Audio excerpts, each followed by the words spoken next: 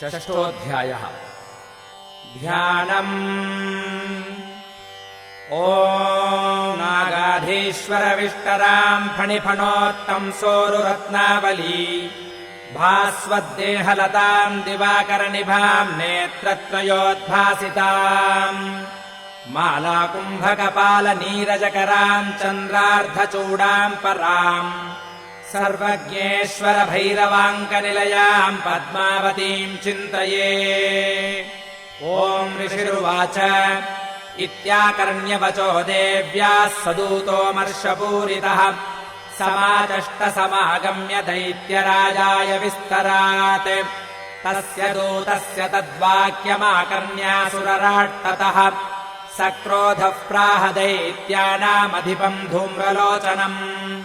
हे धूम्रलोचनाशु त्वम् स्वसैन्यपरिवारितः तामानय बलाद्दुष्टाम् केशाकर्षणविह्वलाम्। तत्परित्राणरः कश्चिद्यदिवोत्तिष्ठते परः स हन्तव्यो मरो वापि यक्षो गन्धर्व एव वा। ऋषिरुवाच तेनाज्ञप्तस्ततः शीघ्रम् स दैत्यो धूम्रलोचनः वृतः 6 सहस्राणामसुराणाम् द्रुतम् ययौ। स दृष्ट्वा ताम् ततो देवीम् तुहिनाचलसंस्थिताम् जगादोच्चैः प्रयाहीति मूलम् शुम्भनिशुम्भयोः न चेत्प्रीत्याद्य भवति मद्भर्तारमुपैष्यति। ततो बलानयाम्येष केशाकर्षणविह्वलाम्।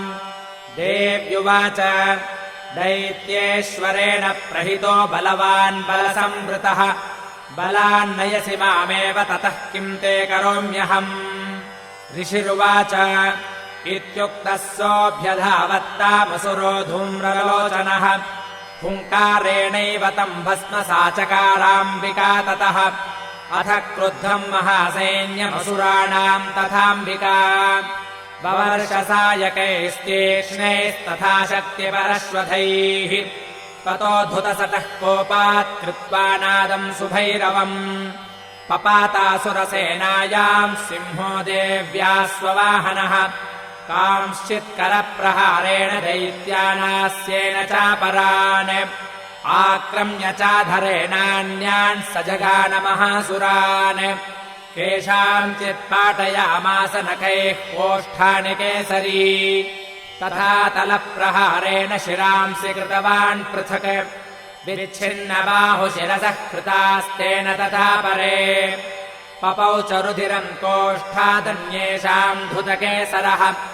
क्षणेन तद्बलम् सर्वम् क्षयम् नीतम् महात्मना तेन केसरिणा देव्या वाहनेनातिकोपिना श्रुत्वा तमसुरम् देव्या निहतम् धूम्रलोचनम् बलम् च क्षयितम् कृत्स्नम् देवी केसरिना ततः चुकोपदैत्याधिपतिः शुम्भः प्रस्फुलिताधरः आज्ञापयामास जतौ चण्डमुण्डौ महासुरौ हे चण्ड हे मुण्डबलैर्बहुभिः परिवारितौ तत्र गच्छत गत्वा च सा समानीयताम् लघु केशेष्वाकृष्य बद्ध्वा वा यदि वः संशयो युधि तदा शेषायुधैः सर्वैरसुरैर्विनिहन्यताम् तस्याम् हतायाम् दुष्टायाम् सिंहे च विनिपातिते शीघ्रमागम्यताम् बद्ध्वा गृहीत्वा तामथाम्बिकाम्। ॐ इति श्रीमार्कण्डेयपुराणे सावर्णिके मन्वन्तरे देवी माहात्म्ये शुम्भनिशुम्भसेनानी धूम्रलोचनवधो नाम षष्ठोऽध्यायः।